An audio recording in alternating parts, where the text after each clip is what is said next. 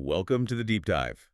Today, we are really getting into the weeds, into the thick of D-Day, but maybe not the part you always hear about. Exactly. We're moving off the beaches themselves. Right, we're looking inland, specifically at Operation Boston, which was the airborne drop for the 82nd Airborne, known for being pretty chaotic. Utter chaos for many, yeah. But we're narrowing our focus even more, down to one very small, very specific objective. A single bridge. La Fière Bridge in Normandy. Sounds small, but the stakes couldn't have been higher, could they? No, absolutely not. This whole deep dive, it's really about bottlenecks. It's about this one narrow causeway over the Murderate River. And how holding it or losing it could ripple outwards. For 48 relentless hours, this tiny spot basically became the hinge point for the entire western flank of the Normandy invasion. I mean, if you want to understand how this massive Operation Overlords, with hundreds of thousands of men, tanks, everything, how it could all depend on the sheer grit, the defiance of a handful of soldiers on one causeway. Well, this is the story you need to hear. The stakes, as you said, huge. Failure here. German reinforcements get across the Murderate. And they pour straight towards Utah Beach, which was, still a very vulnerable American toehold at that point. It could have unraveled everything on that flank. Potentially, yes. Yeah. A catastrophic failure. So our mission today is to follow the guys who stopped that from happening.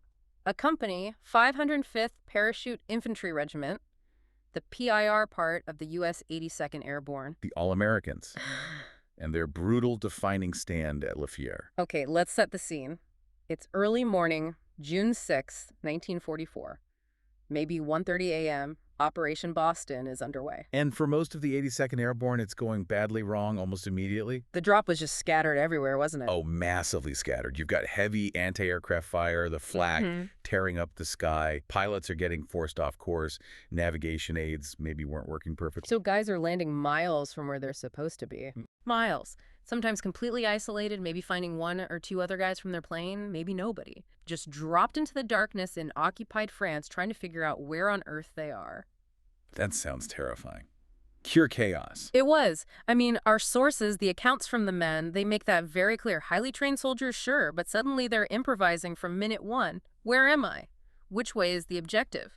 Who else is nearby? Did that scattering have any upside?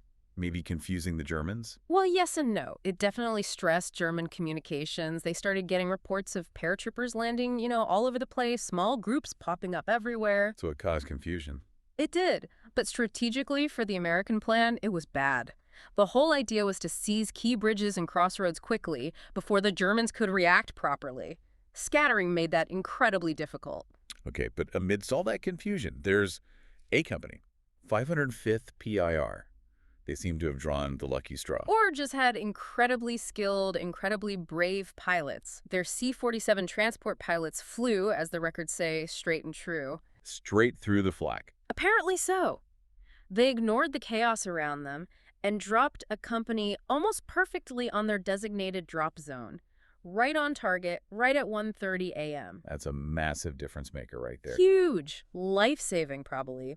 Think about what it was like inside those planes just before the green light. Yeah, the tension must have been unbelievable. Hooked up, gear checked, shuffling towards the door, staring out, seeing those tracers, the red and green streaks of light from the flak zipping past the wings. And hearing it too, right? Some men remembered hearing rounds actually hitting the plane. Oh, yeah. The sound of bullets smacking into the fuselage, carrying you towards the enemy, it's chilling to even think about. You focus on the adrenaline, the mission, but there must have been just sheer terror. Absolutely. We have a quote from Private Arthur DeFilippo, another 505th paratrooper, not necessarily a company, but captures the feeling.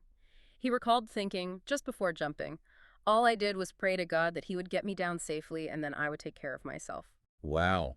That says it all, doesn't it? Total reliance on fate for the jump itself. And then immediate, absolute self-reliance the second your boots hit the ground. That's the paratrooper mindset. And for a company, that self-reliance combined with the good drop paid off instantly. It did, because their night training, which was extensive, kicked in immediately.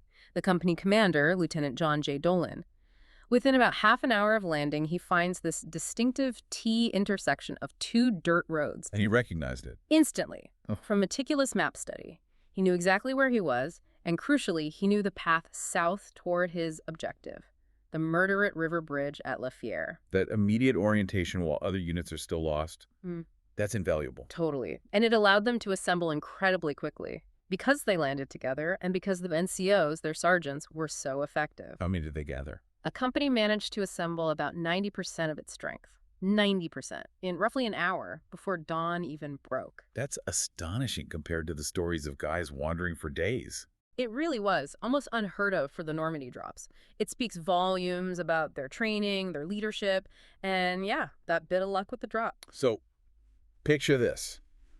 Thousands of other paratroopers stumbling through hedgerows, lost, trying to find anyone. And Dolan's A Company is already formed up, armed, knows exactly where it is, and is marching south towards the key objective. They had a massive head start, not just on the clock, but organizationally, over the German defenders who were, themselves, about to be thrown into confusion. Okay, let's talk terrain. Because the ground dictates everything in this fight. La Fière itself, the bridge, it's just a small stone bridge over the Murderate River, which isn't very wide there. So the bridge itself isn't the main feature? Not really, no. The absolutely critical defensive feature is the causeway. The road leading to the bridge and away from it on the other side is built up, elevated above the surrounding land. Why was the land around it so important? You mentioned flooding earlier. Exactly. And this wasn't just, a bit of spring flooding. The Germans had deliberately opened sluice gates and locks down river near Carentan. Weaponizing the landscape. Precisely. They turned the entire Murderate River Valley, which is naturally low-lying, into one vast marshy swamp. So not just muddy fields. No. We're talking marshland, often with patches of actual quicksand, stretching for maybe 1,000 yards on either side of that elevated causeway road. 1,000 yards, that's huge. It's an enormous obstacle. Try to move troops or vehicles through that. You'd get bogged down instantly. Men could drown. It's virtually impassable under fire. Oh, man.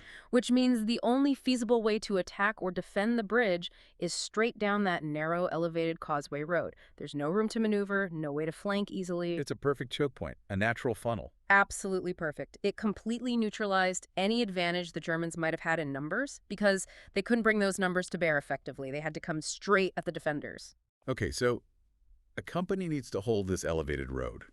What are the key spots they need to worry about? 2 main locations.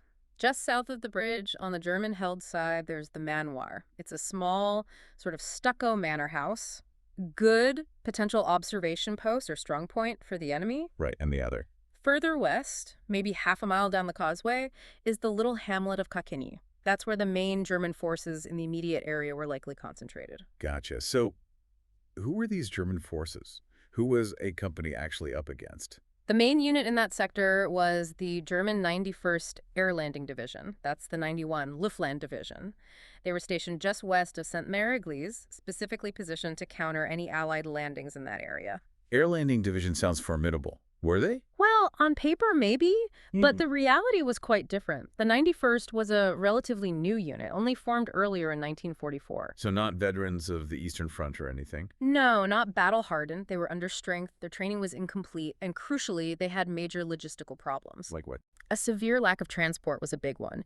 For an air landing division that's supposed to be mobile, they simply couldn't move their troops or supplies around quickly. They were largely static. And their gear. Also problematic, they had these lightweight 105mm mountain howitzers, which are fine for airborne ops, but they used specialized, non-standard ammunition, different from the regular German army, 105mm shells. And the sources are clear. The 91st Division had only one single basic load of this specific ammo available on D-Day. One basic load. What does that mean in practical terms? It means enough ammo for maybe a day, perhaps 2, of sustained fighting. After that, if they couldn't get resupplied with this non-standard stuff, which was unlikely in the chaos of Normandy, those guns would fall silent, useless. That's a massive weakness right from the start. It reveals a real systemic issue in how the Germans were equipping units in Normandy.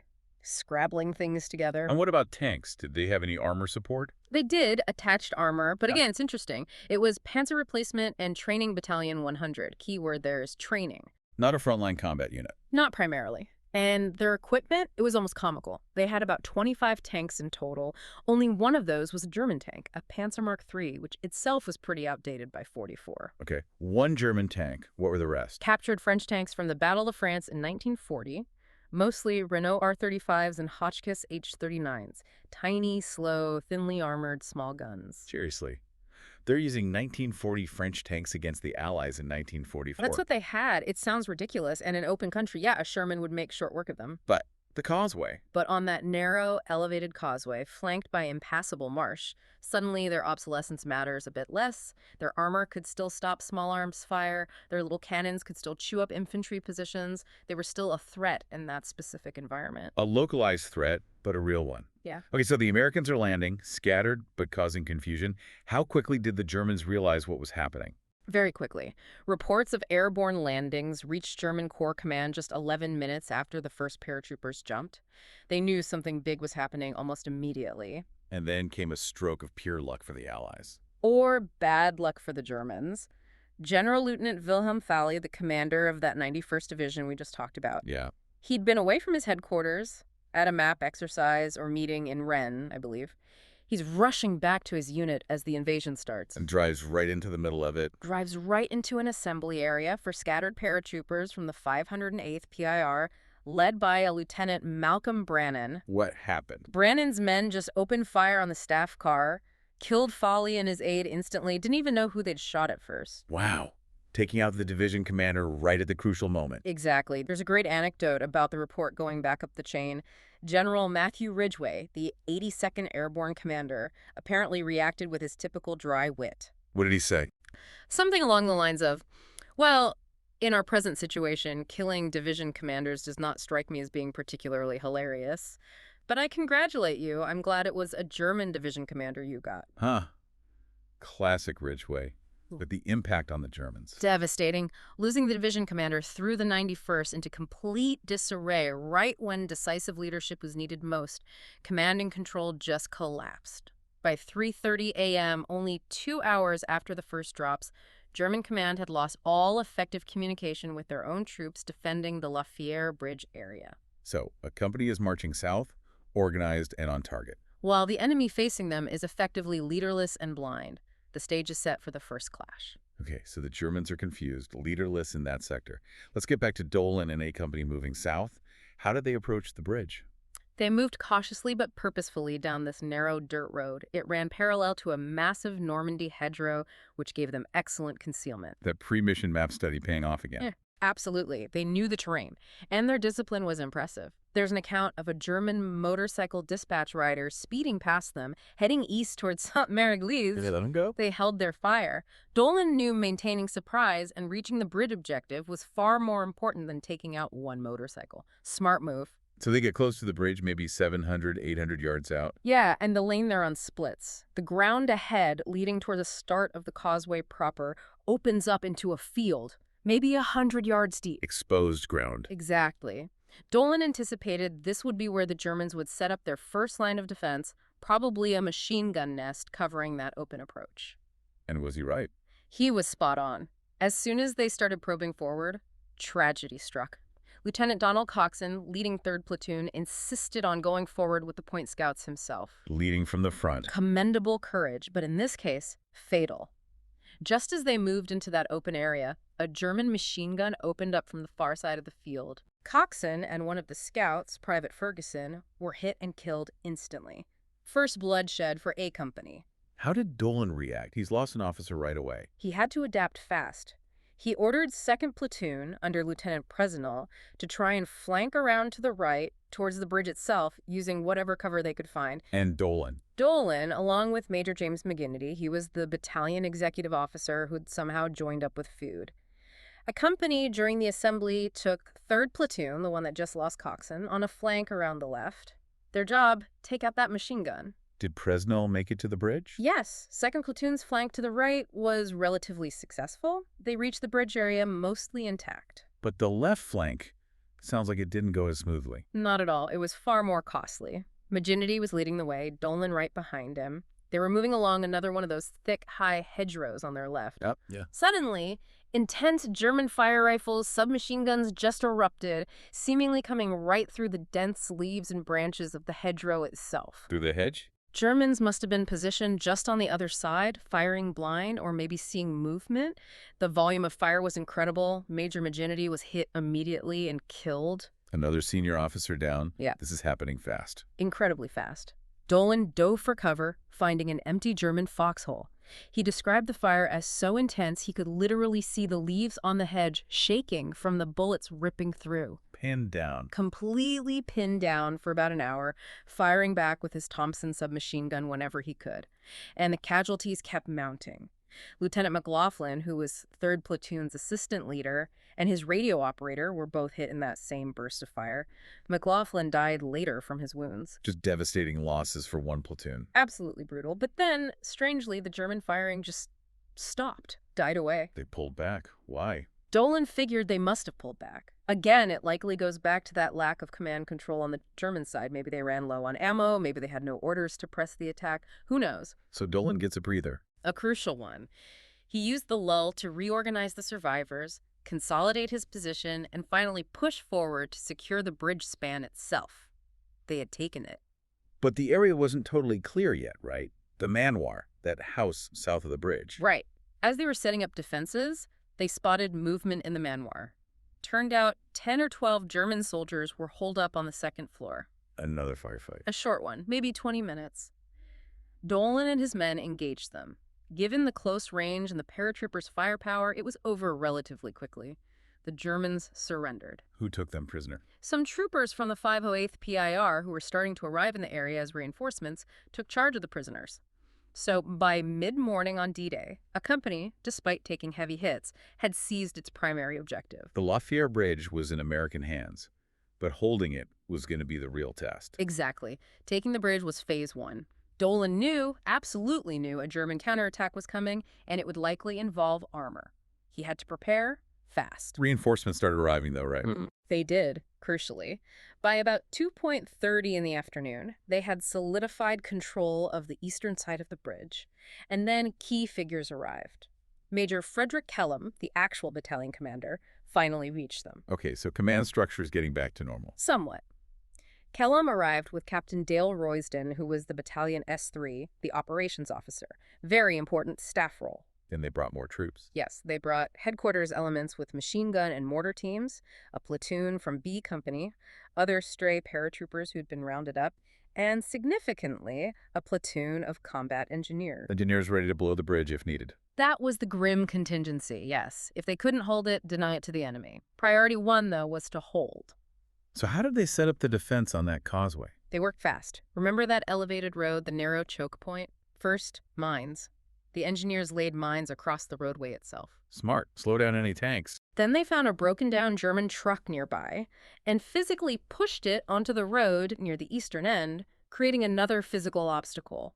Anything to block that narrow approach. What about heavy weapons? They needed something to stop tanks. They got one. Just one 57mm anti-tank gun arrived. This was absolutely vital. Where did they put it? Placement is everything. They positioned it carefully, not right up at the bridge, but about 150 yards back, near where Dolan had established his initial command post. The road curved slightly there. Why there?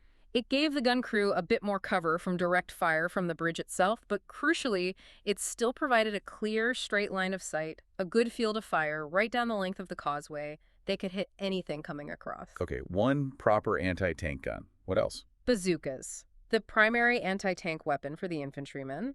They positioned 3 bazooka teams, 1 team further south, maybe covering a flank, but 2 teams from A Company. Yeah. They were dug in right on the banks of the causeway itself, very close to the bridge. Dug into the sides of the raised road. Exactly, which meant their foxholes were actually below the level of the road surface. Good for cover from bullets flying straight down the road.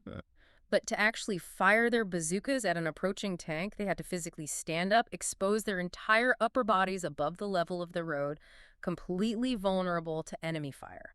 That takes guts. Standing up into machine gun fire to take a shot with a rocket. Incredible bravery required, and they were about to need it. The German counterattack materialized late that afternoon. The tanks? Yep. Led by those captured French tanks we talked about, a trio of them. 2 Renault R-35s and 1 Hotchkiss H-39 lumbering down the causeway, supported by German infantry, Grenadier Regiment 1057. Okay, this is the moment. The bazooka teams. Tell us about that fight. It's one of the legendary small unit actions of D-Day. Let's focus on one A Company team. Yeah. Private Marcus Heim and Private Leonard Peterson. They were dug in on the south bank. Okay. Heim saw the commander of the lead tank pop his head out of the turret hatch, probably trying to spot the American positions. That move. Very bad move. An American machine gunner nearby shot him instantly. That seemed to trigger the main German assault tanks opened up with cannons and machine guns, infantry firing too. And the tanks kept coming. Closing fast. When the lead tank got within maybe 40-50 yards, both those forwards, a company bazooka team stood up. Into the scorn. Into that hail of fire. The accounts described them calmly loading their bazookas, aiming, firing. Heim and Peterson were using a concrete telephone pole near their foxhole for a little bit of cover. The other team, Privates John Boulderson and Gordon Prine, were firing too. Did they hit it? Multiple hits from both teams. The first tank jolted, a track was clearly broken, and then it just burst into flames. A shared kill, desperate point-blank work. 1 down, 2 to go. And the fight wasn't over. German fire intensified. A shell hit that concrete telephone pole Heim and Peterson were using, shattering it. Their cover was gone. Exposed. Completely, just as the second tank relentlessly pushed the burning wreck of the first one aside and kept advancing towards them. What did Heim and Peterson do? They didn't retreat. They actually moved forward out of their hole, fully exposed, to get a clearer shot around the wreckage. They fired again, hitting the second tank, maybe in the turret, maybe the tracks. More hits. Suddenly, it too erupted in flames. Incredible. How fast did this happen? Dolan, who witnessed it, estimated later that maybe only 30 seconds passed between the destruction of the first tank and the destruction of the second one. 30 seconds. That's unbelievable speed and courage under that kind of fire. Just laser focus. But the third tank was still coming, and they were running dangerously low on bazooka rockets. Oh, man. What now? This leads to another moment of insane bravery. Heim realized they needed more rockets, fast. He saw the other team's position across the road. And he ran for it. Across the road being swept by fire. He sprinted across the causeway, bullets snapping around him, reached Boulderson and Prine's position, found their bazooka was actually damaged, inoperable, but they had spare rockets. So he grabbed them. Grabbed the vital rockets, turned around, and sprinted back across the road to Peterson. Peterson loaded, fired, and disabled the third tank, stopped it in its tracks. 3 tanks down to bazooka teams. Just amazing. What about the 57mm gun in the back? It was firing constantly throughout this engagement, providing crucial support. It scored hits on the tanks as well, but keeping that gun firing came at a terrible cost. How so? The gun position took hits itself. Sergeant Elmo Bell, who was there, noted that every time a crewman on the 57mm was killed or wounded, another paratrooper nearby, didn't matter if he was infantry, engineer, whatever, would immediately jump in and take his place. Wow. 7 American paratroopers died right there, just keeping that single anti-tank gun in action. 7 men for 1 gun. It shows that airborne training philosophy, everyone is cross-trained. That gun wasn't just the artillery guy's problem, it was their gun, the battalion's lifeline. They kept it firing. But just as they repel this first major tank attack, more bad news. Terrible news. German mortar fire, maybe trying to zero in on the bazooka positions they'd finally located, started landing near the command post area, back where the 57mm gun was. A mortar round hit right near the leadership. Major Kellum, the battalion commander, was killed instantly. Captain Roysden, the S3, was mortally wounded. Oh my God. The battalion commander and his operations officer taken out in one go. Just like that. A devastating blow to the command structure, again. Who was left in charge? Lieutenant John Dolan, the A Company commander. Suddenly, he's not just leading his company, he's the ranking officer on the scene. He's the de facto battalion commander responsible for holding the entire position. What a burden to fall on him after all that. Immense pressure. The Germans pulled back temporarily, retreating towards Coquigny to regroup after losing their tanks. But Dolan knew they'd be back, and he was now in command. So the Americans held off the first attack, but at a heavy cost, including losing their battalion commander. What happened overnight and into the next day, June 7th? It wasn't quiet. The Germans kept up relentless pressure with artillery and mortar fire all through the night and into the morning. They plastered that narrow 75-yard American defensive line on the causeway. Just constant shelling. Constant, and particularly nasty because of the terrain, lots of trees nearby, so the Germans were using tree bursts. Explain those again. They sound bad. They're horrific. The artillery or mortar shells are fused to explode above the ground, high up in the tree branches. So the shrapnel rains down. Exactly. Instead of the shell burying itself in the dirt, which absorbs some blast, it explodes in the air, spraying fragments downwards over a wide area, absolutely devastating for troops in foxholes or shallow cover. Were the Americans taking losses from this? Heavy losses. Dolan's 3rd platoon, which had already suffered badly and was positioned in a slightly wooded area off the main causeway, was almost wiped out by these tree bursts, just shredded. Morale must have been cracking under that kind of bombardment. It seems it was. The constant shelling, the casualties mounting, it led to a moment of panic and a potentially fatal error. What happened? A rumor started, somehow nobody knows exactly how, a rumor that they were being ordered to retreat. A false rumor. Apparently completely false. But in the confusion and fear, some troops believed it. And disastrously, the crew manning that single, absolutely vital 57mm anti-tank gun, No. they abandoned their position, they pulled back. They left the gun unmanned. Worse, in their haste or panic, they took the firing mechanism with them, the breech block, essentially. They took the firing pin, so the gun was useless. Completely useless. A heavy lump of metal. You absolutely cannot fire the gun without that mechanism. This is happening Just as the second major German assault began, 4 more of those ex-French tanks appeared, rolling down the causeway from Coquigny, again supported by infantry. And the Americans' main anti-tank weapon is dead. Dolan realized it immediately. He rushed back towards the 57mm gun position, probably yelling for them to open fire, only to find it silent, unattended, and the crucial part missing. Absolute nightmare scenario. What could he even do? Pure desperation move. The tanks were getting closer. He grabbed 5 or 6 nearby paratroopers and started arming them with gammon grenades. Gammon grenades. Yeah. Those are the sticky bombs, right? You have to get really close. Dangerously close. They're basically bags of plastic explosive with a sticky coating and a fuse. You have to physically run up to the tank, slap it on the hull, and get away before it blows. Often means letting the tank get within 10-15 feet. That's practically a suicide mission. It pretty much is. Dolan was preparing his men for a last-ditch stand. Let the tanks actually cross the bridge, get right on top of them, and then try to take them out with these grenades. That's how desperate it was. But then, another twist. Another moment of incredible spontaneous initiative. 2 young privates, the sources say they were maybe 18 years old, who had been part of the original 57mm gun crew that had pulled back. Yeah. They realized their mistake, or maybe just their duty. On their own initiative, they came running back to the gun position, and they had the firing mechanism with them. They brought it back. They brought it back, just in the nick of time. They scrambled, got the mechanism back into the cannon. Could they get it working fast enough?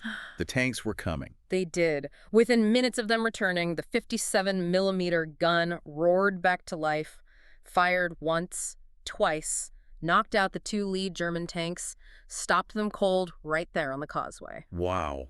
Just incredible timing.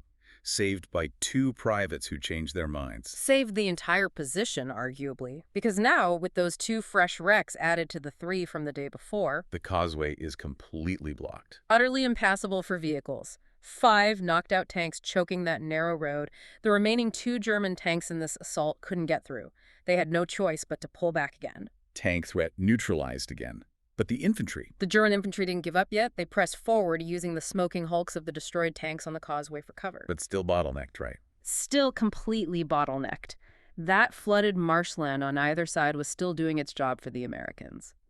The Germans couldn't spread out, couldn't flank. They had to attack straight into the teeth of the American defenses. Allowing the GIs to just concentrate their fire. Pour fire into that narrow kill zone. And this is where Sergeant William Owens really stepped up. Tell us about Owens. He took over first platoon. Yeah, the platoon leader, Lieutenant Oakley, had been hit earlier, wounded or killed. Sources vary. Owens, the platoon sergeant, took command. And his actions during this specific infantry assault were just extraordinary. Defines leadership under fire. What did he do? Everything. With his platoon taking heavy fire, running low on ammo, men going down, Owens literally crawled around the platoon position under fire the whole time. Crawling. Why? Scavenging ammunition and grenades from the wounded and the dead. Collecting every last round, every grenade he could find, and redistributing them to the men still fighting. Keeping them in the fight. Then he started fighting himself, with whatever weapon was available. He fired a .30 caliber machine gun until the barrel was literally glowing red, overheated from continuous firing. Okay, so he drops that. Grabs a Browning automatic rifle, a Bear R from a wounded private, fires that until he runs out of loaded magazines for it. Still doesn't stop. Moves to a 3rd machine gun position. This gun's tripod was damaged or missing, so he just rests the machine gun itself on a pile of dirt and keeps firing at the advancing Germans. How close were the Germans at this point? Unbelievably close. Owens estimated they were within 25 yards of his platoon's foxholes. This was it, the final moments. Hand-to-hand combat was imminent. 25 yards. They're right there. And this is when the runner gets through to Dolan. A young pathfinder named Bob Murphy, apparently only 17, lied about his age to enlist. He reaches Dolan's CP. What's the message? The desperate message from Owens. We're holding, but we're almost out of men, almost out of ammo. This is likely the last stand. And Dolan's response. This is the famous note, isn't it? This is it. Dolan grabs a scrap of paper, might have been part of a K-ration box, nobody knows for sure, scribbles a quick message from Murphy to take back to Owens. And the message was? Simple, direct, and legendary. I know of no better spot to die. We stay. We stay. Just, wow, no retreat, no surrender, fight here till the end. It perfectly captures the absolute defiance of that moment, total commitment. But just as Murphy is relaying this message, just as Owens and his men are bracing for that final bloody clash at 25 yards, the German firing starts to sputter, dies away. What? Why? A white flag appears, a flag with a red cross on it. The Germans were asking for a truce. A truce? To do what? They requested half an hour to collect their wounded from the causeway. Did the Americans agree? They were on the verge of collapse themselves. They agreed immediately. Any break was welcome, and that requested half hour. It actually took the Germans 2 full hours to retrieve their casualties from the roadway. 2 hours. That must have been a crucial pause for the Americans. Absolutely vital. It gave them time to breathe, redistribute that scavenged ammo Owens had collected, maybe tend to their own wounded slightly, just mentally regroup from the absolute brink. And the sight on the causeway during that truce. Owens described it later. He estimated seeing around 200 German dead and wounded scattered across that small stretch of road. The cost of their failed attack was enormous. The Americans had bled them white on that causeway. So that 2-hour truce gave the Americans a vital breather. What happened after the Germans finished collecting their wounded? The shelling started up again for a while, then eventually died down as night fell on June 7th, but the tension remained incredibly high. They were expecting another attack. Always. And late that night, maybe around 2 a.m., Sergeant Owens, still vigilant, still in command of his battered platoon near the bridge, he hears something. What kind of sound? Engine noises, coming from the German side of the causeway, near the wreckage of the tanks. Not another tank attack. Not exactly. Owens listened very carefully. He discerned the sound. It was an armored vehicle, maybe a half-track or an armored car, trying to push one of the disabled tanks out of the way. Trying to clear the roadblock. Exactly. Owens knew instantly if they succeeded in clearing even one lane on that causeway, it was over. The Germans could finally break through. This was the last desperate threat in the darkness. What could Owens do? It's pitch black. He reacted with that same incredible initiative and courage. He grabbed more gammon grenades. Again with the gammon grenades. And he started crawling out onto the bridge itself, amongst the debris, the bodies, the wrecked tanks, completely invisible in the pitch dark, moving slowly, silently towards the sound of that engine. This is unbelievably brave. Crawling towards an active enemy vehicle in the dark. He got close, maybe 30 or 40 yards away, he judged later. Then he pulled the pin, reared back, and hurled the gammon grenade towards the sound. Did he hit the active vehicle? He actually missed the vehicle that was doing the pushing. The grenade landed on, or maybe right next to, one of the already disabled tanks. So it didn't stop him. The explosion itself didn't destroy the active vehicle, no. But the blast wave, the noise, the debris flying, it clearly spooked the crew of the German vehicle trying to clear the road. They realized someone was out there. Must have. The engine noise stopped, then Owens heard it reversing, backing away quickly down the causeway, out of range. They gave up the attempt. That was it. That single, brave crawl and throw by Sergeant Owens, in the dark, ended the very last German attempt to force the Fière bridge. He saved the causeway one last time. Just incredible. What happened after that? When were they finally relieved? The next day, June 8th, a Lieutenant Colonel Mark Alexander arrived and formally took command of the sector, relieving Dolan of that de facto battalion command burden. And then that night, elements of the 508th PIR finally moved in and took over the defense of the causeway, relieving A Company at last. Their ordeal was finally over. But the cost. How bad were A Company's losses? Devastatingly high. Estimates vary slightly, but it's generally put at around 17 men killed and 51 wounded. Out of a company? That's what, maybe 100 men strong usually? Roughly. So you're looking at casualty rates approaching 70%. Just catastrophic losses for one company in 2 days of fighting. And the Germans. the 91st Division. Their losses were even worse and strategically fatal. In just the first 6 days of the Normandy campaign, the 91st Division lost over 2,200 men killed, wounded, or missing. Wow. They were so badly mauled, particularly in the fighting around La Fière and Sainte-Mère-Église, that the division effectively ceased to exist as a coherent fighting force by August 1944. The stand at La Fière didn't just stop a counterattack, it helped break an entire German division. Okay, let's talk recognition.